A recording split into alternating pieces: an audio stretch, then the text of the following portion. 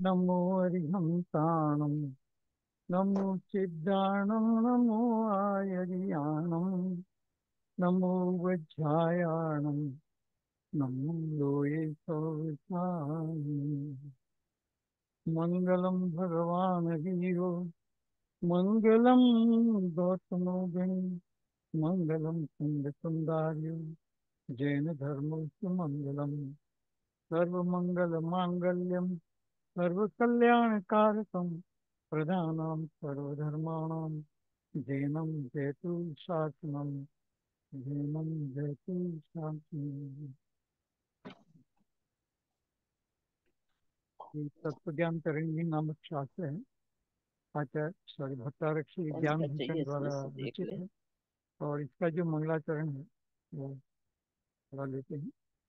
प्रणम्य शुद्ध चिद रूपम आनंदम जगदुत्तमम तल्लक्षणादिकं वंचमी तदर्थी तस्य लभ्यते सानंदे सर्वोत्तम त्रिजग चिद रूप शुद्ध को कर नमन कहता उसी के लक्षणादि तदर्थी तद लभ्यते। शुद्ध चिद्रूप स्वरूप को नमस्कार किया है जो कि आनंद स्वरूप है। और इसलिए यहाँ कहते हैं कि मैं इसकी चर्चा करता हूँ। इन्हीं बात पिछली बार अपने आ, दूसरा चैप्टर लिया था और इसमें 15 गाथाएं 15 श्लोक लिए थे। थोड़ा सा और लेते हैं। श्लोक में से फिर स्टार्ट करते हैं। यहाँ कहते हैं कि उत्तम स्मरणम शुद्ध चिद्रूपहमिति स्मृते कदापि क्वापि कस्यापि श्रुतम दृष्टम न तेन च मैं शुद्ध चिद्रूपी सदा स्मृति सर्वोत्तम कही इसके अलावा अन्य कुछ उत्तम सुना देखा नहीं। यहाँ कहते हैं कि मैं शिव चिद्रूप हूँ। ऐसा स्मरण ही सर्वोत्तम स्मरण है।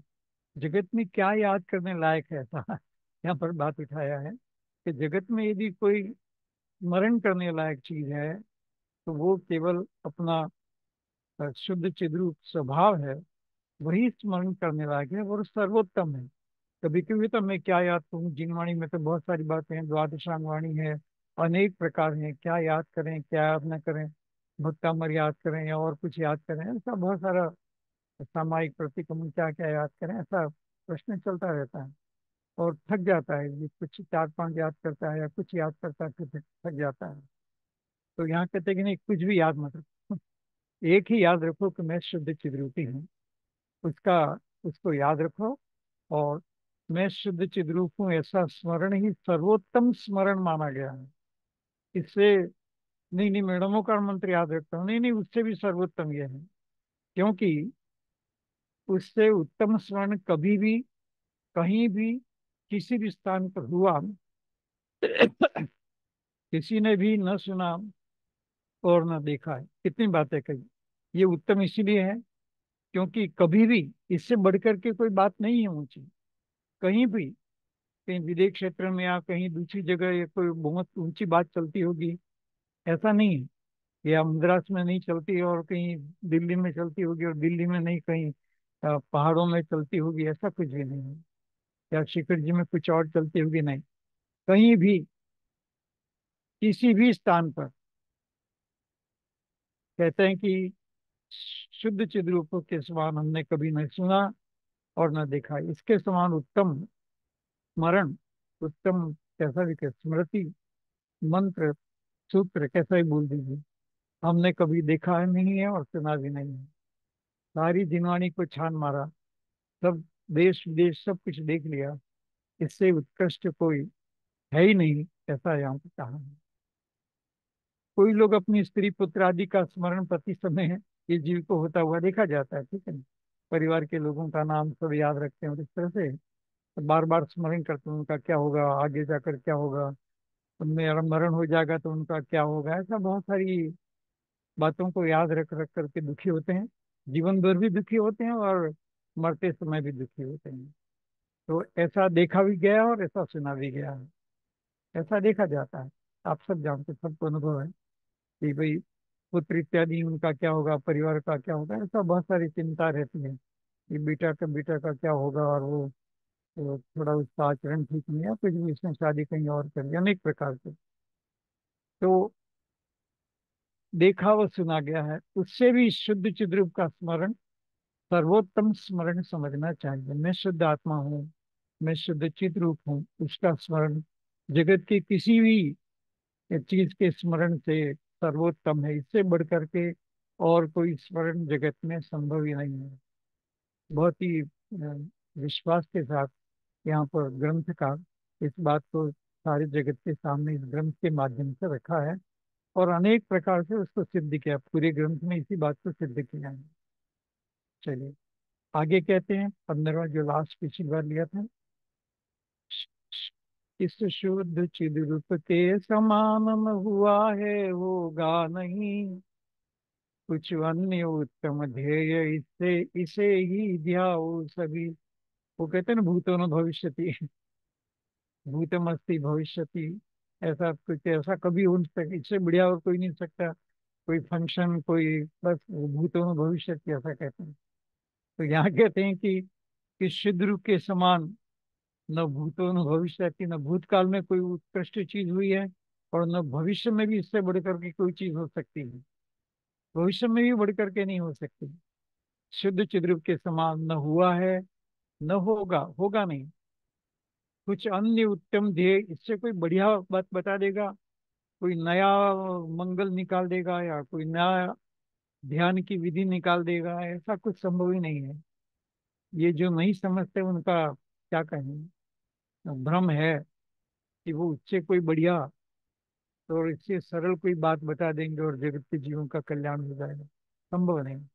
अपना नाम कर सकते हैं, वो नाम नहीं बदनाम है, क्योंकि वो जिनवाणी के अगेंस्ट जा रहे हैं। तो इसलिए कहते हैं कि देखिए, न भूतो न भविष्यति, न कभी सुना है, न शुद्ध चिद रूप के समान उत्तम और ध्येय ध्यान योग्य पदार्थ, ध्यान में इससे बढ़कर के कोई और चीज नहीं हो सकता। कदाचित भी न हुआ, कभी भी नहीं हुआ भूतकाल में, न है, न वर्तमान में और कोई है, और न भविष्य में होगा। शुद्ध चिद्रूप के समान ध्यान योग्य पदार्थ कदाचित कहीं पे भी न हुआ है, न है, न होगा। तीनों कालों में, भूतकाल भविष्य कालों में, किसी तीर्थंकर ने कोई अन्य बात बताई होगी ना, भूतकाल के तीर्थंकरों ने बताई होगी ना, वर्तमान तीर्थंकरों ने बताई होगी नहीं, भविष्य में तीर्थंकर आएंगे वो कोई नई बात बताएंगे नहीं। तो इतना जबरदस्त है ये शुद्ध चिद रूप हम, और इसीलिए शुद्ध चिद रूप का ही ध्यान करना चाहिए, ऐसा यहाँ पे कहते हैं।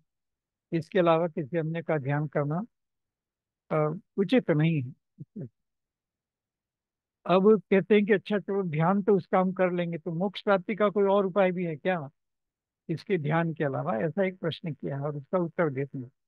अब मोक्ष प्राप्ति का एकमात्र उपाय बताते हैं, वही कहेंगे कि शुद्ध चिद रूप ही मोक्ष प्राप्ति का एकमात्र उपाय है। कोई और ने उपाय करने की जरूरत नहीं, क्योंकि शुद्ध चिद रूप में सब समा जाता है। जो भी ज्ञान करें, जो भी शास्त्र पढ़ें, सब शुद्ध चिद रूप में समाहित कर दीजिए। प्रतिक्रमण सामायिक जो कुछ भी करें, उसको शुद्ध चिद रूप में समाहित कर दीजिए, वो इसमें इंक्लूडेड है। अभी आएगा, आएगा एक बहुत जबरदस्त बात आएगी कि द्वादशांग जिनवाणी का ये सार है, ऐसी बात आएगी। तो शिव संपदा साधक हुए जो, हो रहे हैं होएंगे, विशुद्ध आनंद धाम यह, चिद रूप ध्यान से हुए।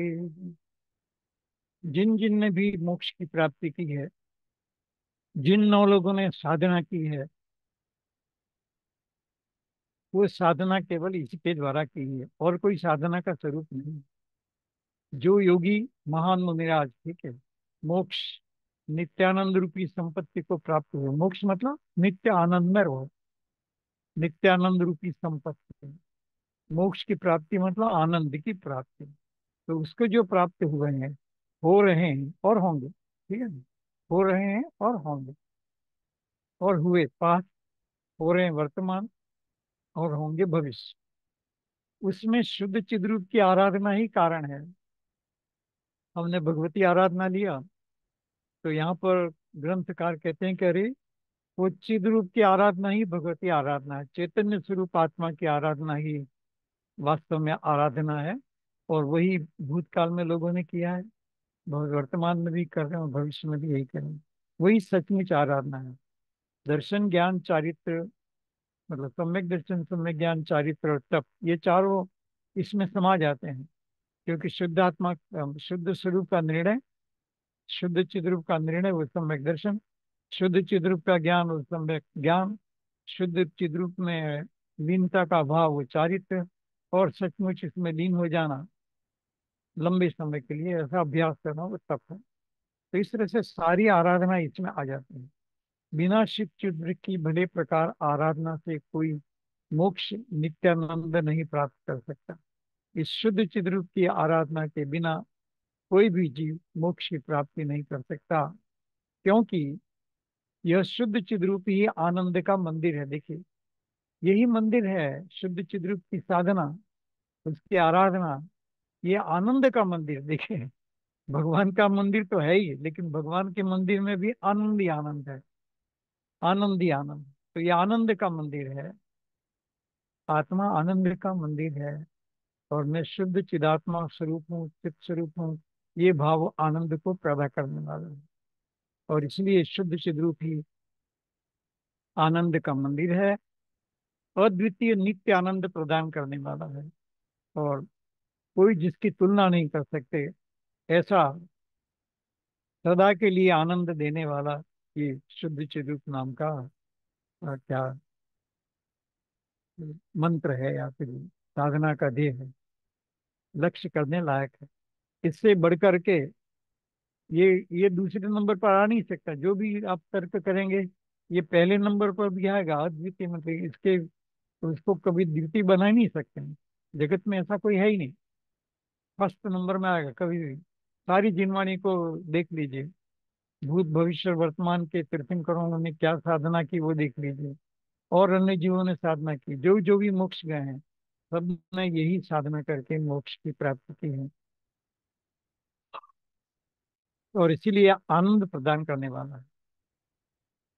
अब कहते हैं कि ये संपूर्ण जिनागम, देखिए, सारी जिनवाणी का एकमात्र उपादेय को बतला। सारी जिनवाणी में यदि कोई उपादेय है जो ग्रहण करने लायक है, सीखने लायक है, ध्यान करने लायक है, आनंद देने वाला है, आराधना का कारण बनता है, कैसा भी शब्द का प्रयोग कीजिए, वो एकमात्र यही है।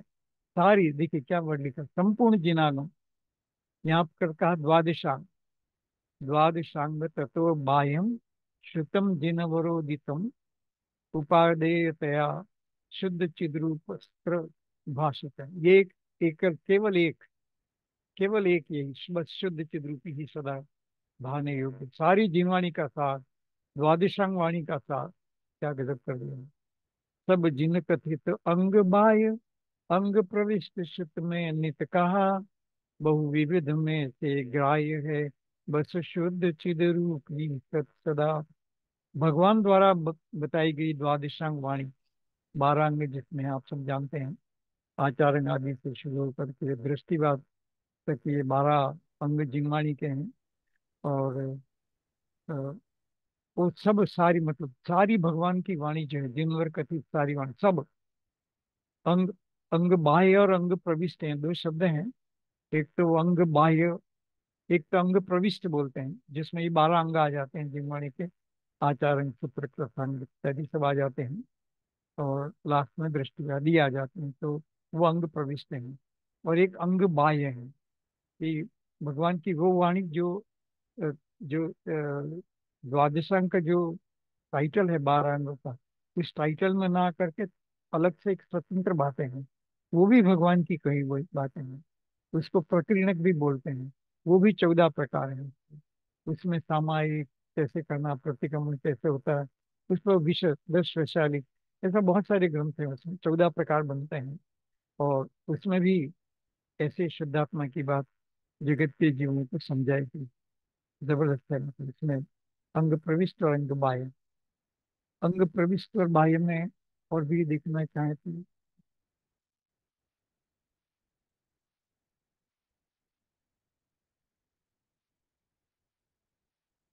12 अंगों के नाम तो हम जानते ही हैं, जैसा अभी शुरू में कहा। लेकिन ये जो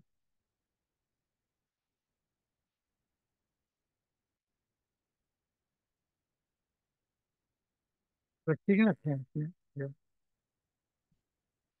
अंग बाह्य, अंग बाह्य श्रुति के 14 प्रकीर्णक हैं। प्रथम सामायिक, इसमें द्रव्य क्षेत्र काल भाव की बात चलती है। और फिर सामायिक का विशेष वर्णन है। फिर दूसरा चतुर्विशंति स्तव, 24 तीर्थंकरों की स्तुति विशेष प्रकार से की गई है। तीसरा वंदना प्रकीर्णक है। इसमें तीर्थंकर के एक तीर्थंकर के आश्रय से वंदना की जाती है। और चौथा प्रतिक्रमण, प्रकीर्णन है, इसमें 7 प्रकार के प्रतिक्रमण की बात कही गई है। और फिर विनय की बात कही गई है 6वें में। और फिर अ, 7वें में 10 वैकल्पिक की बात की गई है। और इस तरह से 8वें में उत्तराध्ययन का वर्णन है। और इसमें परिचय कैसे सहन करते हैं, विशेष विशेष प्रकार उत्तराध्ययन में किया गया है। फिर कल्प व्यवहार नाम का प्रकरण में मुनि के योग्य और अयोग्य आचरण की बात की गई है। ये सारे 10वां काया कल्पाकल्प भी है। ऐसा बहुत सारी बातें हैं। 11 महाकल्प है। और फिर 12वां पुंडरीक है। इसमें अनेक प्रकार के देवों में कौन उत्पन्न होता है उसकी चर्चा है। और बाद में इंद्रादिक की रिद्धियां क्या होती है, ऐसा 13वां है। और 14वां में निषिद्धि का नाम का प्रकीर्णक है। उसमें अनेक दोषों की शुद्धता के निमित्त प्रायश्चित कैसे करना है, ऐसा प्रायश्चित का शास्त्र है।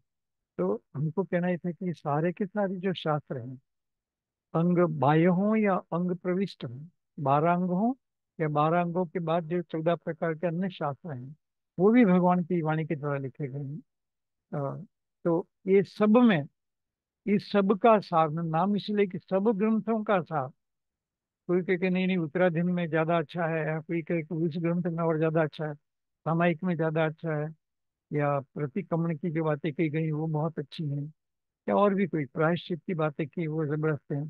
कहते हैं कि सबका सार केवल एक है, संपूर्ण जिनागम का एक ही सार है, शुद्ध चिद्रूप। लिखते लिखते भगवान जी ने निर्णय अंग प्रविष्ट मतलब द्वादशांग 12 अंग, और अंग बाह्य जो भी नाम बताए 14, इन 2 प्रकार के शास्त्रों का प्रतिपादन के भगवान का ही उद्देश्य थे इन शास्त्रों की रचना हुई।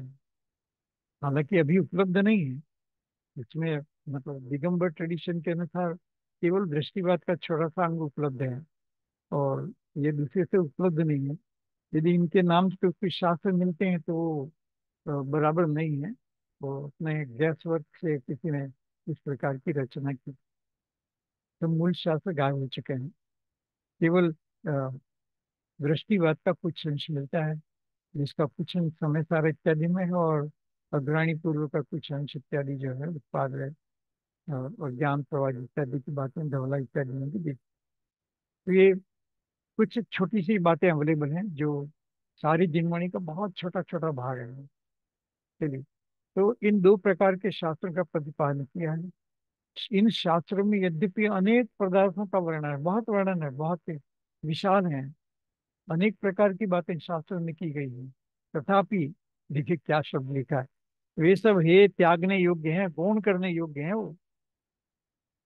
वो उनको बहुत ज्यादा उसमें उलझने के योग्य नहीं है। प्रायश्चित की विधियां या और भी प्रतिक्रमण की विधियां, वो जानने लायक तो हैं लेकिन बहुत ज्यादा उलझने लायक नहीं, त्यागने योग्य हैं। और इन सबको समझ करके त्याग करके शुद्ध चिद रूपो हम उसको ग्रहण कीजिए। तो कहते हैं कि उन सब तो है मतलब गौण कीजिए। और उपादेय मतलब ग्रहण करने योग्य कोई चीज है सारी जिन वाणी में, द्वादशांग वाणी में। और अंग बाह्य में 14 प्रकीर्णक में यदि कोई ग्रहण करने योग्य चीज है तो वो शुद्ध चिद्रूप ही है। ऐसा बहुत ही जबरदस्त धमाकेदार बात यहाँ पर कही है। बहुत ही पावरफुल बात कही है और बहुत ही विश्वास के साथ कही है कि सारी जिंगवाणी का सार इसमें आ गया, सब समा जाएगा। तो पिछली बार वो एक प्रश्न आया था कि भाई जो नहीं समझते, जो 12 अंग इत्यादि नहीं समझते, वो कैसे इसमें समाहित कर देंगे। जो जानता है वो तो समाहित कर देगा, लेकिन जो नहीं जानता वो समाहित क्या कर देगा। तो जो नहीं जानता वो तो वैसे भी गिरा हुआ है, वो मोक्ष मार्ग में आगे नहीं है। और फिर शुद्ध चिद्रूप का ध्यान करेगा तो एक एक रहस्य खुलेगा उसको। जैसे जैसे विचार करेगा तो द्वादशांग वाणी सुनेगा, या दृष्टांग दृष्टि बात समझ में आएगा, या प्रकीर्णक उसको समझ में आएंगे, पूर्व उसको समझ में आएंगे, तो धीरे धीरे समझ में आएगा। लेकिन वो एंगल समझने का शुद्ध चिद्रूप ही है। और इसलिए ज्ञानी हो कि अज्ञानी हो, सबके लिए यही उपाय है। अज्ञानी भी इसको समझ करके धीरे धीरे अपने ज्ञान को विस्तार कर सकता है। और ज्ञान के विस्तार का इन्होंने एक सूत्र दे दिया कि इसी ज्ञान का विस्तार सारी जिनवाणी है। तो यदि अज्ञानी भी हो और शास्त्र पढ़े तो इस एंगल से पढ़ेगा तो बहुत जल्दी शास्त्र उसको समझ में आएगा। नहीं तो शास्त्र वो भंडार है, अकथ भंडार है, कह नहीं सकते इतने पेजेस और इतने पदों में लिखी हुई सारी जिनवाणी है। तो इस कोई थोड़ा बहुत पढ़ सकता है, पूर्ण तो कोई भी नहीं पढ़ सकता, और पूर्ण तो कोई जान नहीं सकता। केवल वो द्वादशांग के पाठी हैं वही जानते हैं, क्षाइक समय दृष्टि आदि जो हैं, या इंद्र गंधर इत्यादि जानते हैं, और तो कोई जानता नहीं है। मनुष्य में क्षाइक समय दृष्टि इत्यादि उनका सार समझते हैं। तो इसलिए कहा कि शास्त्र में अनेक प्रकार की बातें हैं। तो ज्ञानी हो या अज्ञानी, जब सिद्ध चिद्रूप पर फोकस करेगा तो उसको जिनवानी का रहस्य पकड़ में आएगा। अज्ञानी हो और स्टार्ट करे पढ़ना तो भी उसको समझ में आएगा कि किस बात पर फोकस करना, किस बात पर जोर देना। और ज्ञानी है तो सारी बात को समेट करके एक सूत्र में ले आना और उसको उसी प्रकार से समझना। इसलिए दोनों के लिए ही उपाधि है। इसलिए अज्ञानी के लिए बाब उपाधि नहीं है, जैसे पिछली बार थोड़ी सी प्रश्न आया था, तो ऐसा नहीं है, सबके लिए उपाधि। आगे अब शुद्ध चिद रूप के सत ध्यान का फल। पहले कहा ना कि ये ध्यान करने लायक है, यही ध्यान के योग्य है, अन्य कोई ध्यान के योग्य नहीं, ऐसा जो बात आई थी।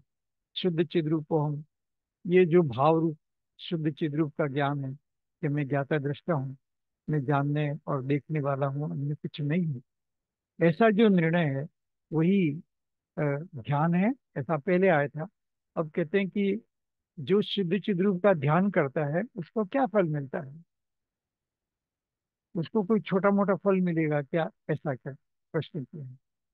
क्योंकि उसने पूरा ज्ञान तो नहीं किया, सबको इसी में समाहित कर दिया, तो डिटेल से बाकी रह गए। तो यहाँ कहते हैं कि नहीं, इस शुद्ध चिद रूप ध्यान से होते सभी गुण सौख्य शिव, भी हो इसी से नष्ट होते हैं, इसी से दोष सब, सबके सब दोष इसी से नष्ट होते हैं। और सौख्य गुण शिव मोक्ष की प्राप्ति करता है। मोक्ष का रास्ता केवल इस मंत्र को, इस भाव को बारंबार स्मरण करके, उसका भाव भाषण करके उसी में लीन होना, उसी का श्रद्धान ज्ञान और चारित्र सारा इसी में आ जाता है। और जो नष्ट होते हैं, नहीं कोई दोष है तो नष्ट होते हैं, वो भी इसी के ध्यान से हो जाते हैं। मैं शुद्ध चित्त स्वरूप हूँ, ऐसा जब विचार करता है, जो दूसरे दोष होते हैं वो दोष भी धीरे धीरे कटने लग जाते हैं। ऐसे कि जीव निराकुल हो जाता है। नहीं, अब इतना शास्त्र पढ़ना, नहीं तो दुखी होगा, अरे कितने शास्त्र में कैसे पढ़ूंगा, मेरे में तो बुद्धि नहीं है, मेरे पास टाइम नहीं है, योग्यता नहीं है, अनेक प्रकार के प्रश्न खड़े होते हैं। तो इसलिए दुखी होगा और शांति से आराधना नहीं कर सकता। लेकिन जब ऐसा हो गया कि यही है, तो उसके दूसरे गुण आकुलता इत्यादि हैं, वो सब नष्ट हो जाएंगे या धीरे धीरे कम हो जाएंगे। और ऐसा करके मुक्ति की साधना की तीव्रता ये होती है। तो उसी बात को यहाँ पर कहते हैं कि सभी गुण ऐसे प्रकट होते हैं जो मोक्ष की दिशा की तरफ ले जाते हैं, और सभी दोष जो हैं वो नष्ट हो जाते हैं। और इस तरह से वो मोक्ष की प्राप्ति करता है। कल्याण में मोक्ष का सुख व्यक्त प्रकट होता है। शुद्ध चिद रूप का भली प्रकार ध्यान करने से समस्त गुणों की प्राप्ति होती है। कोई गुण ऐसा नहीं है जिसकी प्राप्ति, समस्त शब्द कितना विश्वास के साथ लिखा, समस्त गुणों, एक गुण नहीं है। तो एक ही तुमने चेतना स्वरूप आत्मा का गुण कहा, तो उससे कैसे एक ही गुण की बात हुई? नहीं, चेतन स्वरूप आत्मा सारे गुणों का सार है। क्योंकि चैतन्य स्वरूप आत्मा रहेगा तो ज्ञान प्रकट होगा, तो ज्ञान में ही तो सारे गुण प्रकट होंगे, और दर्शन में ही तो सारे गुणों को देखेगा। और इसलिए सारे गुणों का सार और सारे जो दोष है उनका अभाव की जो दशा है, वो शुद्ध चिद्रूप के ध्यान से होती है। जो जिसका जिसका भाव उतना, वो आगे वो करके इसको समझ सकता है, गहराई से समझ सकता है। तो कोई बात नहीं, अज्ञानी है तो अपने हिसाब से समझ करके ज्ञानी हो जाएगा। और ज्ञानी जो है वो इसकी साधना, उत्कृष्ट साधना करके बहुत ही जल्दी मोक्ष की प्राप्ति कर सकता है। शुद्ध चिद्रूप का भले प्रकार ध्यान करने से समस्त गुणों की प्राप्ति होती है। और राग दोष क्या होते हैं? तो कहते हैं कि सभी राग द्वेष दोष नष्ट हो जाते हैं। और तो क्या दोष है, सारी जिनवाणी का सार हम देख चुके हैं पहले ही लब्धि सारादि में, कि दोष क्या है? क्रोध मान माया लोभ राग द्वेष, वही तो है कषाय जो है, वही तो दोष है। तो मैं शुद्ध चिद रूप में ऐसा जब समझ लेता है तो कषाय नहीं करता है, या कम करने लग जाता है और धीरे धीरे खत्म हो जाती है। तो इसलिए और सारे दोष पैदा होते हैं कषाय से, राग द्वेष के भाव से। और इसलिए जैसे ही मैं ज्ञाता दृष्टा हूं तो वो राग द्वेष नहीं करता है। राग द्वेष करने से कर्म का बंध और संसार बढ़ता है, और राग द्वेष न करने से मोक्ष मार्ग की तरफ या समस्त गुणों की प्राप्ति होती है, मोक्ष मार्ग की प्राप्ति होती है। तो बस ऐसा ही संक्षेप में मोक्ष मार्ग है। और इस तरह से निराकुलता रूप मोक्ष सुख की प्राप्ति वो जीव करता है जो शुद्ध चिद्रूप का ध्यान करता है, उसका विचार करता है, अपने को शुद्ध चिद्रूप मानता है। और इसलिए जब शुद्ध चिद्रूप माना तो कहीं उलझने की बात रही नहीं। तो कर्म बंध नहीं होगा, जैसा अभी बताया, रिपीट कर रहे हैं और कुछ नहीं।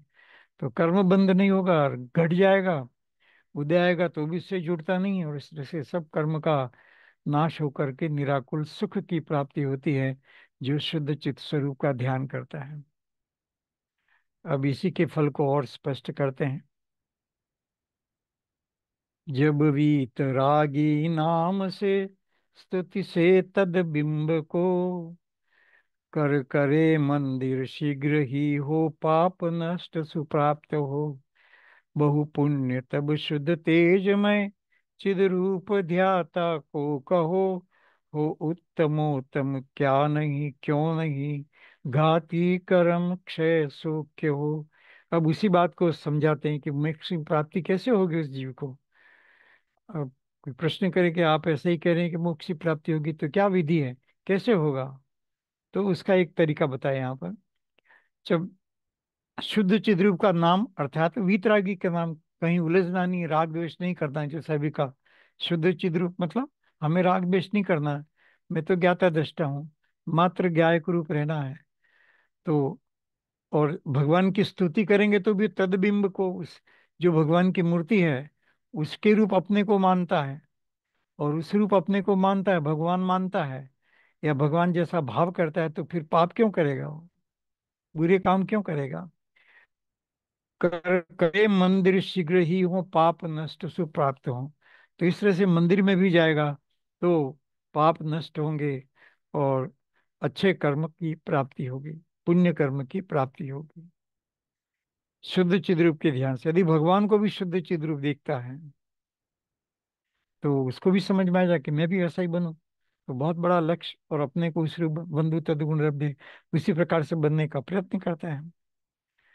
और तब बहु पुण्य तब शुद्ध तेज में चिद्रूप ध्याता को कहो। और उस समय पुण्य इत्यादि का भी बंध होता है, तो वो चिद्रूप ध्याता के कारण ही होता है। जब अंदर लीन नहीं हो पाता और उसकी महिमा आती है, विकल्प रूप आता है, तो पुण्य इत्यादि का बंध होता है। तो इसलिए पाप की दृष्टि से देखा जाए तो भी पाप नष्ट होते हैं, और पुण्य की दृष्टि से देखा जाए तो बहु पुण्य तेजमय शुद्ध आत्मा के लक्ष्य से उत्कृष्ट पुण्य का बंध होता है। और इसलिए उस एंगल से भी देखा जाए, फल क्या मिलेगा, तो पाप का फल नहीं मिलेगा, पुण्य का फल मिलेगा, जो घाती कर्म क्षय शोक के हो। और इस प्रकार से घाती पुण्य पाप दोनों में न उलझ करके जब वो आत्मा का ध्यान करेगा, तो घाती कर्म का नाश होकर के सुख की प्राप्ति होगी, सुख की प्राप्ति होगी। घाती कर्म के नाश से अनंत और आगे जाकर के केवल ज्ञान इत्यादि की प्राप्ति, मतलब आगे जाकर सिद्ध दशा की प्राप्ति होती है। अब उसको थोड़ा और विस्तार से बताते हैं। ये जो बात कही ऊपर की कैसे मोक्ष हो जाएगा, उसको पहले एक श्लोक से बताया, फिर दूसरे से बताते हैं कि सिद्ध चिद्रूप के ध्यान से चार घाती कर्म कहा था ना ऊपर, तो उसका विस्तार किया यहाँ पर कि ज्ञानावरण कर्म, ज्ञान में आवरण था, जैसे ही अपने आप को शुद्धात्मा मानने लगता है तो ज्ञान पर आवरण हटने लगता है। इस तरह से देखना होना, देखने में आवरण था, लेकिन जैसे जैसे अपने आप को शुद्धात्म रूप देखता है, चित स्वरूप देखता है, तो दर्शनावनी कर्म का विनाश होता है। पहले जगत में कषाय करके मुनि कर्म का बंध करता था, अब वो अपने आप को भगवान स्वरूप राग द्वेष रहित केवल चित स्वरूप मानता है, तो अन्य सांसारिक चीजों से मोह नहीं रखता है, तो मोह का भी अभाव होता है। और अंतराय कर्म का भी नाश होता है, क्योंकि वो केवल शुद्धात्मा के ही ध्यान में रहता है। तो इस तरह से घाती कर्मों का नाश हो जाता है। अब कोई बाधा रही नहीं, एक ही है शुद्ध चिद्रूप का ध्यान, और वो सरल है, इसमें कोई बाधा नहीं। तो इसलिए जैसा ही उसका लंबा विचार चले उसको, तो वो अंतराय कर्म का भी नाश हो जाता है। क्यों, कैसे हो जाता है, फिर प्रश्न किया, ऐसा कैसे हो जाता है, बोल दिया तो बोल देने से हो जाता है क्या, विधि बताइए। तो विधि बताते हैं, क्योंकि वितराग शुद्ध चिद्रूप का नाम लेने से, वितराग, क्योंकि शुद्ध चिद्रूप, वितराग का कोई कहा, शुद्ध मतलब जिसमें कर्म की बदबू नहीं है, पुण्य पाप के भाव नहीं है, वो शुद्ध है, वो वितरागी है। तो मेरा चेतन स्वरूप आत्मा वितरागी है और इसीलिए शुद्ध है, ऐसा जब विचार करता है, ऐसा नाम भी लेता है, उनकी स्तुति करने से या उनकी मूर्ति बना करके या मंदिर बनाने से ही जब समस्त पाप दूर हो जाते हैं और अनेक पुण्य की प्राप्ति होती है। देखिए, लोग ऐसा कहते हैं कि मंदिर बनाने से और समस्त पाप दूर नष्ट हो जाते हैं और पुण्य का बंध होता है। ऐसे अनेक प्रकार की क्रियाएं मंदिर से और भगवान संबंधित। तो यदि इतना करने से ऐसा होता है, तो सिद्ध चिद रूप का ध्यान करने से मनुष्य को उत्तम फल क्यों नहीं प्राप्त होगा। वो तो भगवान स्वरूप का विचार करता है, भगवान स्वरूप का ध्यान करता है, नाम लेता और नाम फिर ध्यान लेता, नाम लेता है, श्रद्धा से वो श्रद्धान हो गया, फिर उसका ध्यान करता है ज्ञान करके, तो ध्यान हो गया, और उस विधि को समझ करके उत्तम फल चारित्र और तप को अंगीकार करता है। तो इसलिए शुद्ध चिद्रूप के ध्यान करने से तो मनुष्य को क्या उत्तम फल प्राप्त न होगा, ऐसा प्रश्न कह दिया कि कैसे नहीं होगा। अवश्य ही ऐसे जीव को उत्तम फल प्राप्त होगा, अर्थात शुद्ध चिद्रूप का ध्यानी मनुष्य उत्तम से उत्तम फल प्राप्त कर सकता है, ऐसा नियम है। बस उत्तम से उत्तम फल को प्राप्त करेगा, पूरा मोक्ष अनंत बनेगा, घातिया कर्मों का नाश होगा और आगे जा करके फिर सिद्ध दशा को भी प्राप्त करेगा। कैसे करेगा घातीय कर्म का नाश, तो पहले श्लोक में ही बताया, और यहाँ बताया कि जो चार घाती कर्म है वो वितराग शुद्ध चुद्र का नाम लेकर धीरे धीरे वो नाश को प्राप्त हो जाते हैं। और जगत में कुछ शुभ काम करने से कर्म का बंध होता है और पाप दूर हो जाते हैं, ऐसा हम कहते हैं, मंदिर आदि बनवाने से। तो जो शुद्ध चिद्रूप का मंदिर अपने भीतर खड़ा कर रहा है, साक्षात मंदिर में शुद्धात्मा हूँ, ऐसा करके साक्षात मंदिर अपने भीतर, अ, मंदिर दो प्रकार के होते हैं, एक बाह्य मंदिर और एक अंदर का मंदिर, जिसमें साक्षात आत्मा विराजमान है, और बाहर के मंदिर में प्रतिष्ठित आत्मा विराजमान है, भाव से विराजमान, लेकिन अंदर तो सचमुच विराजमान है। तो इसलिए जो उसका स्मरण करेगा उसको क्यों नहीं होगा, शुद्ध रूप के ध्यान से तो मनुष्य को उत्तम फल प्राप्त होगा ही, अर्थात शुद्ध चिद्रूप का ध्यानी मनुष्य उत्तम से उत्तम फल प्राप्त कर सकता, कषाय नहीं रही, तो ये सब ज्ञानावरणी दर्शनावरणी इत्यादि मुनि कर्म गया, तो ये ज्ञानावरणी दर्शनावरणी अंतराय भी चले जाते हैं। मुनियों को कर्म का राजा कहते हैं। तो इस तरह से फिर वो आगे जा करके 10वें गुण स्थान तक मुनि का नाश हो जाता है, और आगे 12वें गुण स्थान में दूसरे बचे 3 कर्म हैं, उसका भी नाश हो जाता है। तो इस तरह से वो अरहंत दशा प्रकट करता है। तो इस तरह से उसकी महिमा की बात कही। क्यों नहीं होगा वही समझा रहे हैं। तो 4 घाती कर्म का नाश होकर अरहंत दशा की प्राप्ति होगी। कोसो गुणो अस्ति भुवने च भवत्तदाव।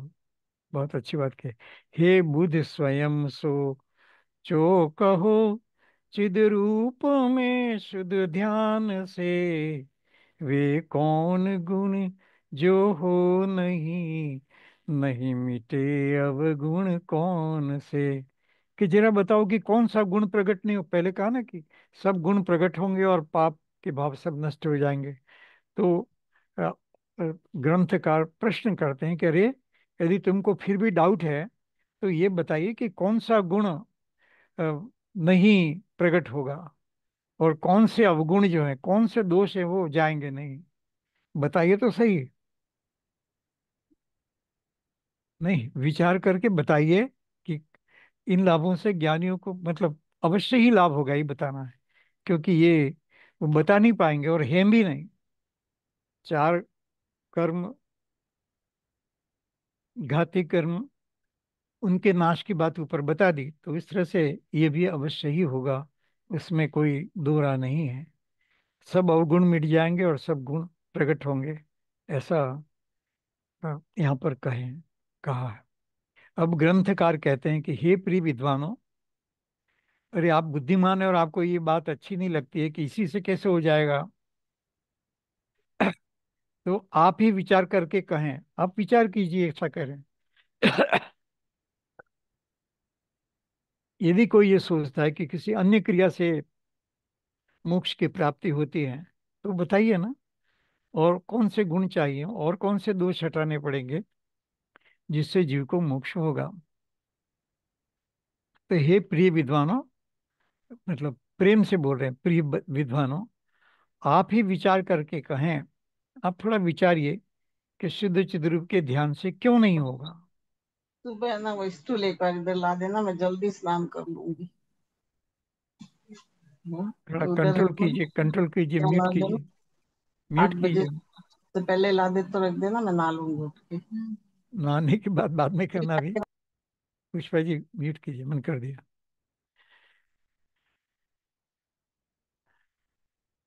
चलिए।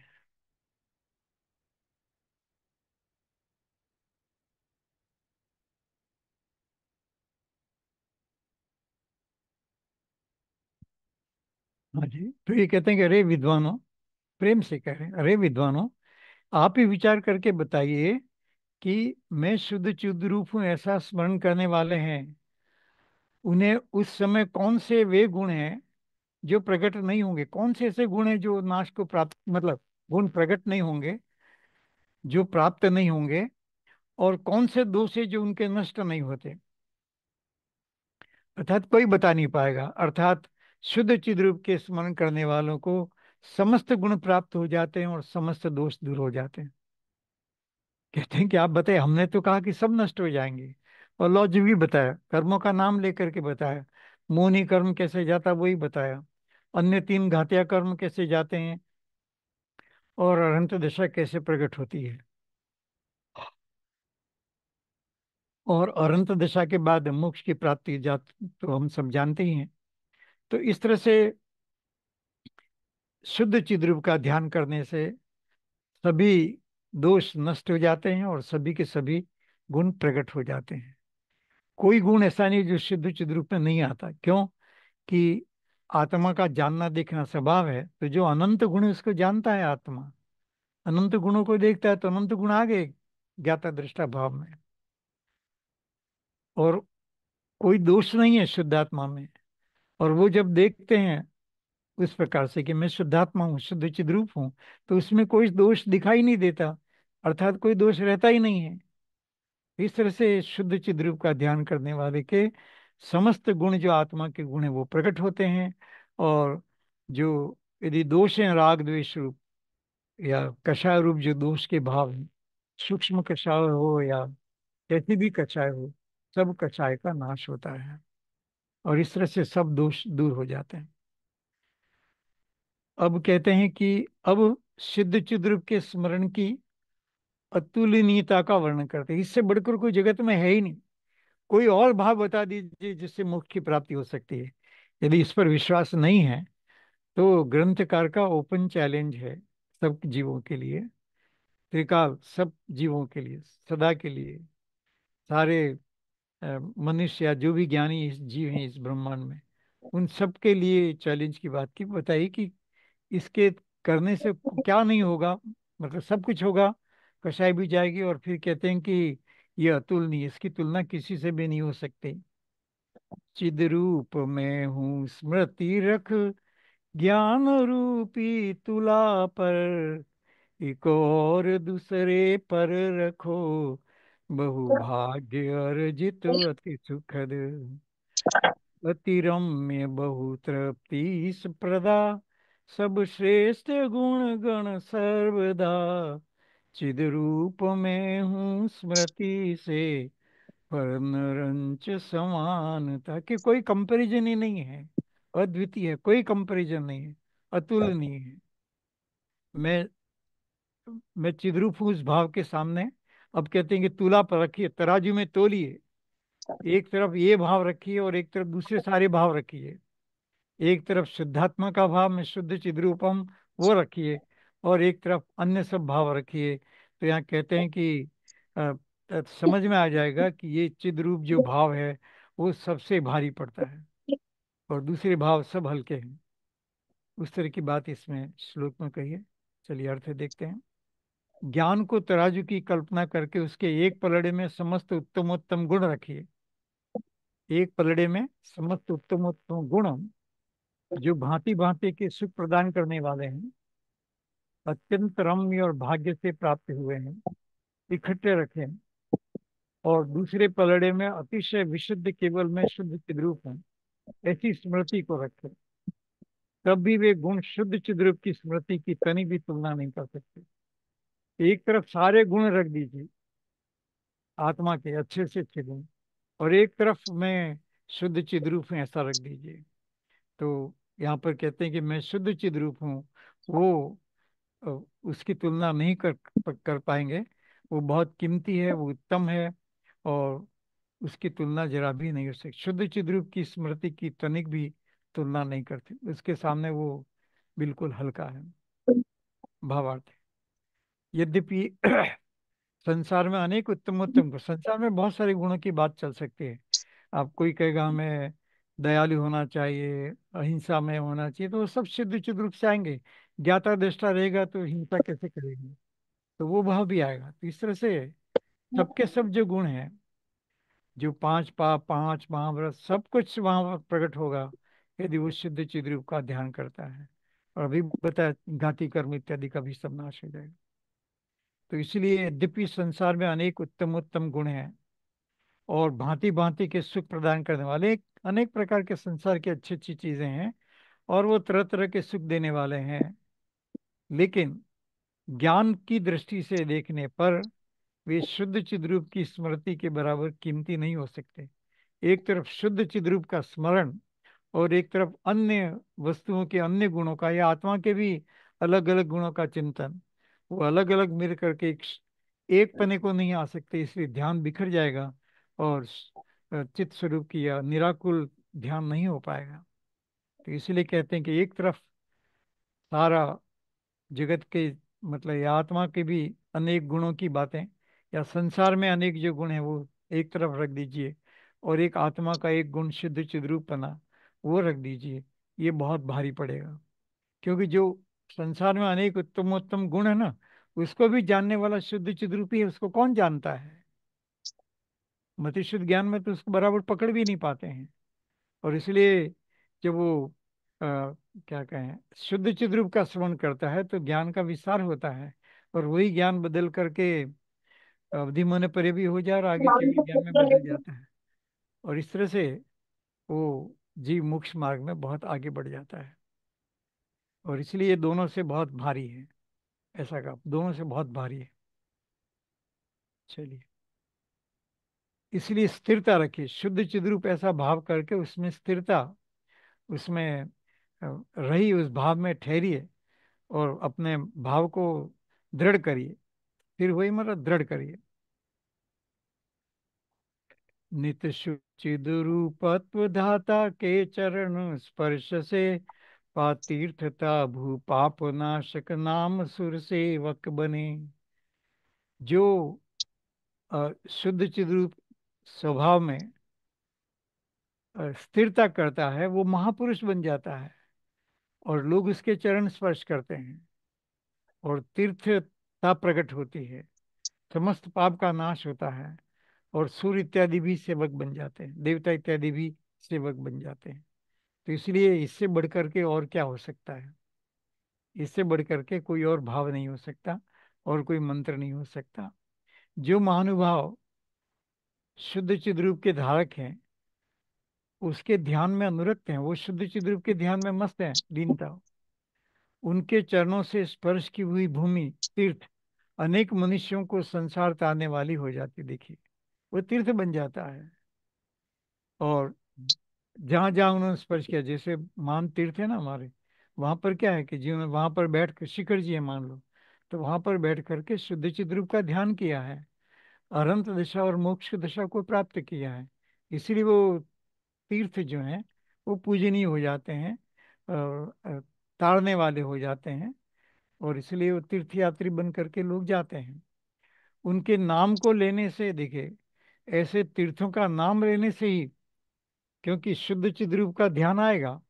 शिखर जी ऐसा करके, जिसको शुद्ध चिद्रूप की महिमा है, वो शिखर जी में शुद्ध चिद्रूप की साधना होती है, ऐसा उसको विचार की महिमा आएगी, और इसलिए वो संसार को तारने वाला ऐसी महिमा करके, जब ऐसा भाव करता है, शुद्ध चिद्रूप की इतनी महिमा करता है, तब समस्त पापों का नाश हो जाता है और अनेक देव उसके दास हो जाते हैं।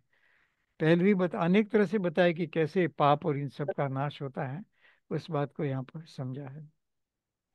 अब उपादान और उपाय, उपादेय के संबंध में इस बात को कहते हैं। ये समय इत्यादि की गाथा भी इसी तरह से है।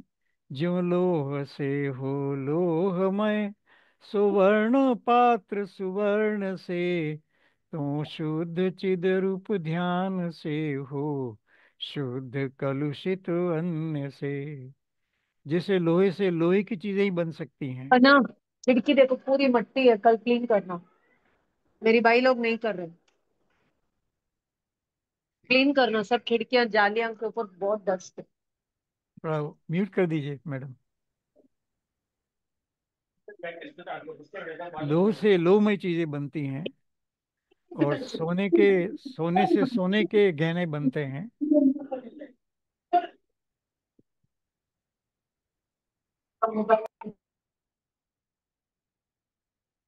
तो लोह से लोहे के आइटम बनते हैं, और सोने से सोने के पात्र बनते हैं। ऐसे ही शुद्ध चित रूप के ध्यान से शुद्ध हो जाता है जीव, कलुषितता दूर हो जाती है। संसार में भी यही नियम है, तो फिर यहाँ ऐसा क्यों नहीं हो सकता, ऐसी बात यहाँ पर कह रहे हैं। जिस प्रकार लोहे से लोहे का पात्र और स्वर्ण से स्वर्ण का पात्र बनता है, उसी प्रकार शुद्ध चिद्रूप की चिंता करने से आत्मा शुद्ध, और अन्य का ध्यान करने से अशुद्ध होता है। देखिए एक ही भाव, जिस भाव से ये आत्मा शुद्ध होता है, आत्मा तो शुद्ध ही है, लेकिन जो अपने को शुद्ध जानता वो शुद्ध बन जाता है, तो शुद्ध भाव से आत्मा शुद्ध हो जाता है। जैसे लोहे से लोहे का आइटम बनता है, सोने से सोने का गहने इत्यादि बनते हैं, वैसे ही मैं शुद्धात्मा हूँ, ऐसे भाव से शुद्धात्मा बनता है पर्याय में। स्वभाव से तो है ही, लेकिन पर्याय में भी उसी प्रकार के भाव को प्रकट करता है। तो उसको यहाँ पर कहा है कि शुद्ध आत्मा का ध्यान करने से शुद्ध हो जाता है, और अशुद्ध आत्मा का ध्यान करेगा तो अशुद्ध बन जाएगा, कर्म की चिंता करेगा इत्यादि तो अशुद्ध बन जाएगा। कारण जैसा होता है वैसा कार्य भी उसी से पैदा होता है। और जिस प्रकार लोह का पात्र लोह है, लोह पात्र का कारण लोह है, और स्वर्ण पात्र का कारण स्वर्ण है, इसलिए स्वर्ण का ही पात्र बन सकता है। उसी प्रकार आत्मा के शुद्ध होने में शुद्ध चिद्रूप की चिंता प्रधान कारण है, वही एक कारण है, प्रधान कारण, क्योंकि इसमें समाहित बहुत कुछ है। तो वो शुद्ध चिद्रूप का ध्यान ही आत्मा को शुद्ध कर देता है, और इससे आत्मा शुद्ध होता है। और अशुद्ध चिद्रूप की चिंता करने से आत्मा अशुद्ध होता है। मेरे में बहुत कर्म है, कर्म का मैल है, मैं दुखी हूँ, मेरे को बहुत कष्टाई आती है, कैसे जाएगी ये भगवान, ऐसा करके बारंबार उस अशुद्धता पर जोर देता है, तो वो अशुद्ध हो जाता है।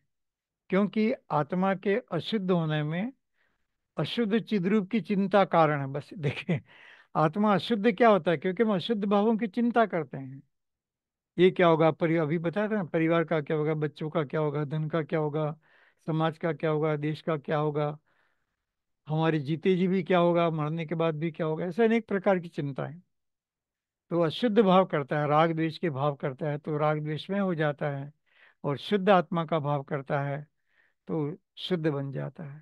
तो ये जैसे लोहे से लोहे का गहना बनता है और स्वर्ण से स्वर्ण का गहना बनता है, वैसे ही शुद्धता और अशुद्धता से आत्मा शुद्ध और अशुद्ध हो जाता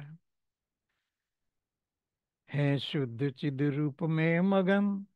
यही हमारा एक काम है, बस ये कहते हैं।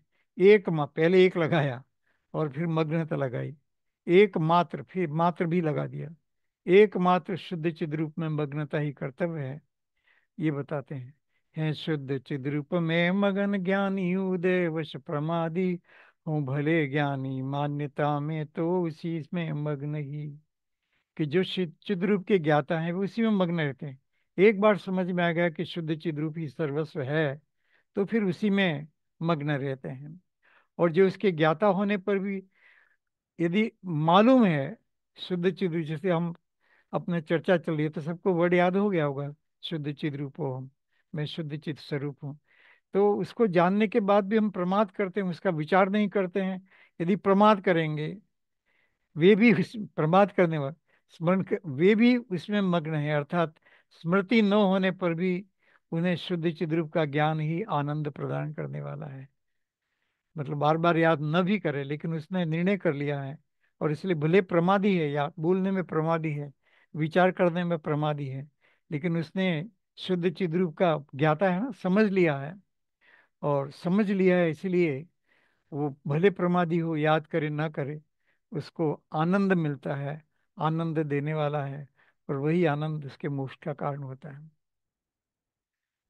अब ये शुद्ध चिद्रूप जो है वो शरीर को भी पूज्य बनाने का उपाय बताते हैं। देखिए, मलमूत्र आदि से भरा तन सात धातु मय से, नित शुद्ध चिद्रूप ध्यान से कर पूज्य पावन अन्य से।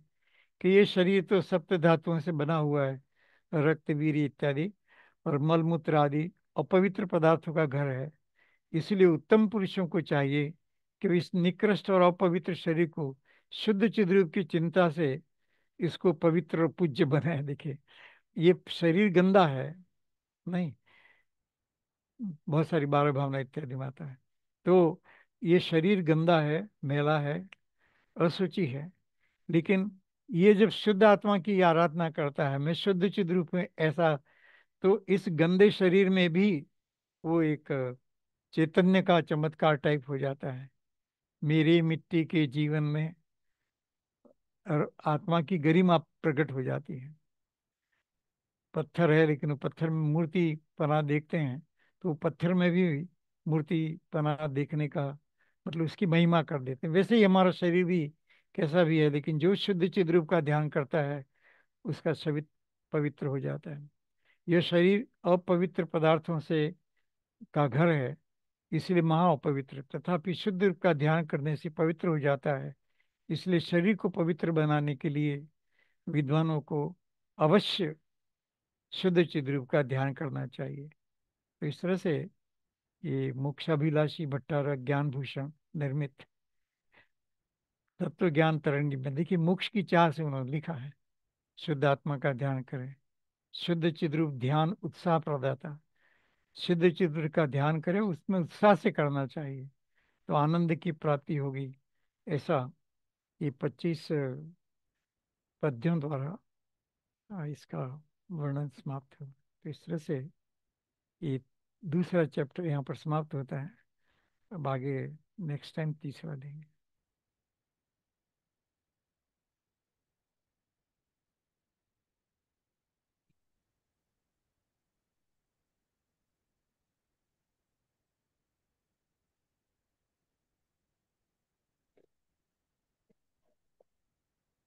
हाँ जी, हेलो। किसी को कुछ। जय जिनेन्द्र सर। हाँ जी, जय जय। मुझे कुछ कहना था सर। हाँ बोलिए ना, जरूर जरूर बोलिए। बहुत अच्छा लग रहा है सर। हाँ हाँ आपने कहा था कि चैतन्य शुद्ध चिद रूप के कारण ही क्षेत्र आदि पॉपुलर होते हाँ हैं। हाँ, बराबर। तो एक्चुअली देखा जाए तो शुद्ध चिद रूप की महिमा के कारण ही क्षेत्र काल आदि की महिमा हो जाती हाँ राइट, बिल्कुल। है ना सर। ये प्रोटेक्ट, नहीं है हाँ। तो उस हाँ काल नहीं। की, उस क्षेत्र की, उस हाँ पर्सन राइट। की कोई महिमा नहीं है, द्रव्य हाँ क्षेत्र बराबर। की। Right right. तो उस शुद्ध चिद रूप भाव की महिमा है। हाँ हाँ बिल्कुल। वो एक भाव है। बिल्कुल बिल्कुल सही बात है। हाँ सर, इतना सा थोड़ा सा ख्याल आया तो मैंने कहा। नहीं तो उसी में थोड़ा बहुत सुंदर। भावार्थ अपन और निकाल सकते हैं कि हाँ बोलिए ना। अपन शुद्ध चिद्रूप का ध्यान नहीं करेंगे तो हमारी हाँ महिमा कहाँ चली हो, ये कुछ पता ही नहीं। गायब हो हाँ जाएगा ना कौन। संसार में। कहाँ गायब हो जाएंगे। क्षेत्र काल में घूमता रहेगा। हाँ, घूमता ही रहेगा। पंच क्षेत्र काल और परावर्तन। अलग अलग नाम रूप धारण करके द्रव्य। हाँ, पंच परावर्तन। बराबर सर, कब ये शुद्ध चिद रूप समझ में आएगा, वही है नहीं लगन अभी। आएगा, वो क्या, जिसने समझ लिया उसको आएगा। प्रमादी हो तो भी वो मोक्ष मार्ग में है। शब्द हाँ तो सर। समझ लिया, और हमको तो, आप सबको, आप तो बहुत विशेष ज्ञान रखते हैं तो इसलिए कोई दिक्कत नहीं है। हाँ सर, आपकी कृपा sir. Hmm. Thank you sir. हाँ जी। थैंक। हाँ जी। और किसी को कुछ कहना? तो दादू अशांक को भी है बता दिया इसके सामने। द्वादशांग का सार बताया, मतलब इसलिए नहीं उसको गौण करो। मतलब। नहीं, नहीं, लोग होता है ना, कई बार कुछ याद रखने पर बहुत जोर देते हैं, ये ग्रंथ में ये है, उस ग्रंथ में ये है। तो उसको कहा कि उसको गौण करो, हे मतलब उसको गौण करो, और शुद्ध चिद्रूप को मुख्य करो, क्योंकि ये इसका सार है। और इसको समझेंगे तो द्वादशांग समझ में आएगा। हम्म। द्वादशांग को समझेगा लेकिन शुद्ध चिद्रूप उसमें सार है, उस बात को नहीं समझेगा, तो उसका उसको मतलब फल नहीं मिलेगा। और इसलिए जब वो ये समझता है कि इसका फल, सारी जिनवाणी का सार ये है कि मैं शुद्ध चिद्रूप हूँ, तो ऐसा ध्यान करने से उसके बारंग का ज्ञान भी, उसको जिनवाणी का ज्ञान भी सफल होगा। नहीं तो वो ज्ञान अधूरा रह जाएगा। हमारे महाराज जी तो उत्तराध्ययन की बहुत वो मुख्यता बताते हैं। हाँ, तो कहा ना, उत्तराधीन भी एक शास्त्र है, उसमें कोई दिक्कत नहीं है। लेकिन पाठ है ना, अभी बताया ना, प्रकीर्णक का एक पाठ है, अंग हाँ। बाह्य में एक पाठ है अंग बाह्य उत्तराधीन में। में। हाँ। हाँ, लेकिन वो एक पार्ट है ना, जो मूल वस्तु है वो तो चैतन्य स्वरूप आत्मा की बात में है। उसमें तो उपसर्ग में कैसे ध्यान रखना, मत, जहां तक मैं समझ पाया वही बात है, और कुछ नहीं है। शुद्ध आत्मा की बात कहाँ, सर्वशुद्धता की बात कहाँ है। और कोई एक शब्द आ गया तो उसका विस्तार नहीं है।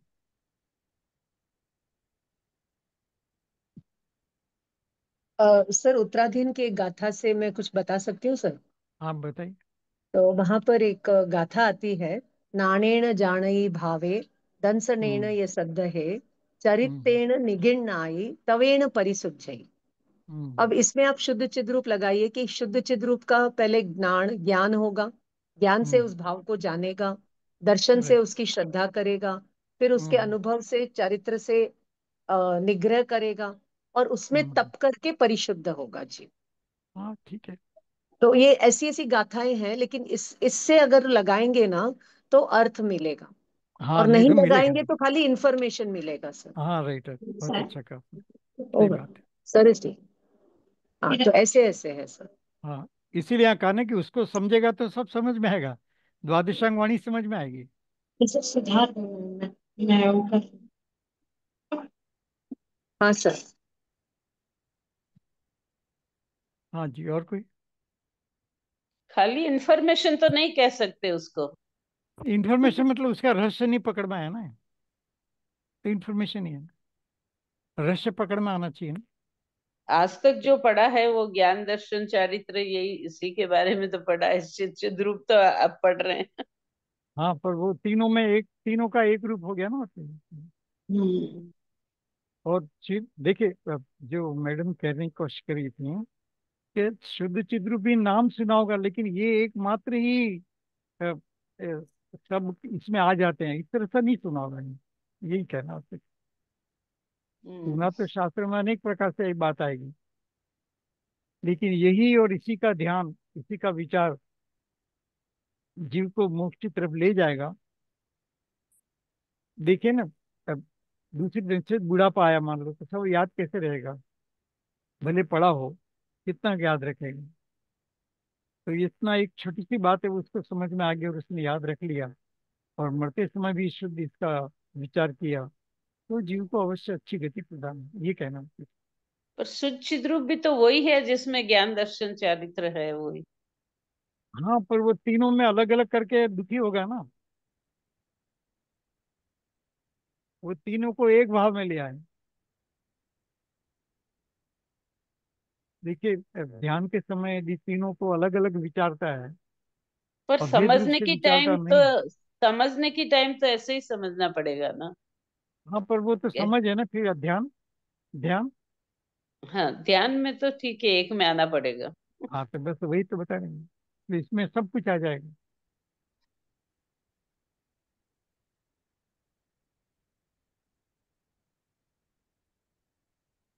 अंकल जी, जय जिनेन्द्र। हाँ जी, जय। अंकल जी, शुद्धात्मा को जानना ही तो द्वादशांग का सार है। हाँ, बराबर है। सार का मतलब ही वही है थोड़ा। हाँ। और अगर ये नहीं जाना तो फिर द्वादशांग जाना तो भी अ, वो तो यहाँ नवमी ग्रह तक भी जाकर आ गए, बट ये नहीं जाना। हाँ, मैं मिथ्यात्व सुन रहा मतलब था दूर कि नहीं वो गए, अपने आप को नहीं सुमत जाना। प्रकाश, हाँ हाँ, राइट, सुमत प्रकाश जी ने वो नियम सार के सार शब्द का अर्थ है आनंद निकाला है। वो कहते हैं हाँ। सार मतलब आनंद। समय सार, नियम सार, तो आनंद नहीं आएगा, ये कहना मतलब। हम्म। यदि उसको भेद रूप समझा, या अलग अलग समझा, या बहुत सारा याद रखने का टेंशन हो। अभी मेरे 2-3 दिन से एक बहन से चर्चा हो रही थी, हमारे रिश्तेदार हैं, तो वो तो दीक्षा लेने वाली है। तो जब मैंने उनको समय सार का एंगल बताया, उन्होंने कभी समय सार नहीं पढ़ा था, बाकी बहुत शास्त्र पढ़ रखे थे। तो समय सार का एंगल 3-4 दिन बैठ करके समझाया, तो वो कहने लगी कि अब मैं निर्भर होगी, मेरे को बहुत चिंता थी, मैं दीक्षा लेकर कैसे ये करूंगी, कैसे तपस्या होगी, कैसे भूख प्यास सहन होगा, शरीर निर्बल है, कैसे मैं सहूंगी, ऐसा सारा सारा बहुत सारी बातें। अब जब बताया तो वो कहते कि अब मेरे को बहुत निर्भर होगी, मेरे को आनंद आ रहा है। तो बस ज्ञान की बात सुन करके आनंद आ जाए, तो वो एक शब्द में आनंद भर दिया है। और इसीलिए दूसरे ढंग से हम देखें तो जैसे हम कह रहे थे ना कि आप सब जानते हैं, अभी अपने ने उसकी चर्चा बहुत की, मरण समाधि की। तो मरण के समय यदि इतना ही शब्द याद रह जाए, मेमोरी तो कम कम होती जाएगी ना। और बीमार है बहुत, बुरी दशा में मान लो, किसी की मेमोरी अच्छी भी रहेगी, किसी की ठीक भी नहीं रहेगी। तो उस समय केवल इतना याद रह जाए, वो शिवभूति मुनि की तरह के शुद्ध चिद रूप में हूँ, बस खत्म। उसका विस्तार ही उसको सुखी कर देगा, नहीं तो मरते समय दुखी होगा। इसलिए वो आनंद रूप है बस, और वही सार है। समय सार में भी यही कहा है, कहा यहाँ कहा ऐसा कुछ नहीं। समय सार में भी शुद्ध आत्मा की बात कही है, लेकिन शुद्ध आत्मा कहकर कभी कभी शुद्ध शब्द में गड़बड़ हो जाता है, या आत्मा को समझने में गड़बड़ हो जाता है। तो इसलिए यहाँ शुद्ध और आत्मा दोनों, शुद्ध और चिद रूप ऐसा कहा, इसलिए वो आत्मा जो जानने देखने वाला आत्मा है। नहीं तो शुद्ध आत्मा कहकर अनंत गुणों का भंडार है ऐसा करके, अनंत गुण तो मुझे मालूम ही नहीं है, अनंत गुण तो मुझे मालूम ही नहीं है, ऐसा करके आकुलता बढ़ सकती है। तो इसलिए मैं जानने देखने वाला ऐसा करके दो गुणों को एक अभेद रूप से बता दिया, जिससे सारी की सारी चिंताएं दूर हो जाएं, और जीव निर्विकल्प होकर, मतलब दूसरी चीजों की चिंता किए बिना आत्मा की आराधना कर सकते। चलिए।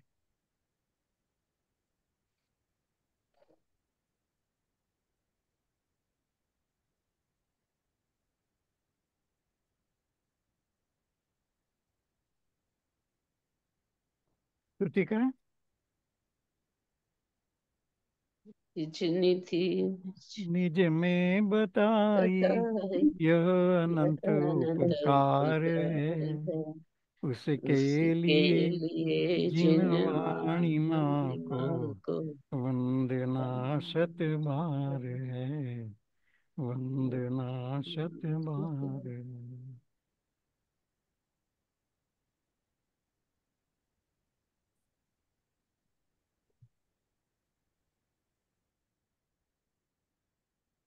चलिए 9 बार शुद्ध चिद्रूप का ध्यान करते हैं। मैं वो स्लाइड लगाना भूल गया आज।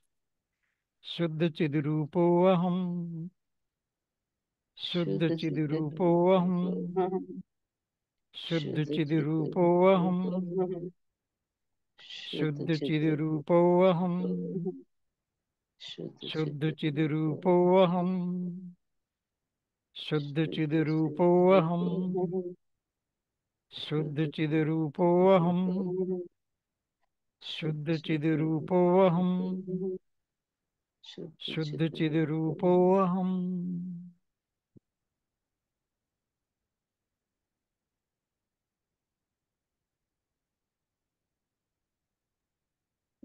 जय जिनेन्द्र। हाँ जय जिनेन्द्र, सबको जय जिनेन्द्र। थैंक यू मैं भाई सर, जय जय जिनेन्द्र जिनेन्द्र। सर। हाँ जी, अब जय क्लोज जिनेन्द्र। करता हूँ। हाँ जय जिनेन्द्र।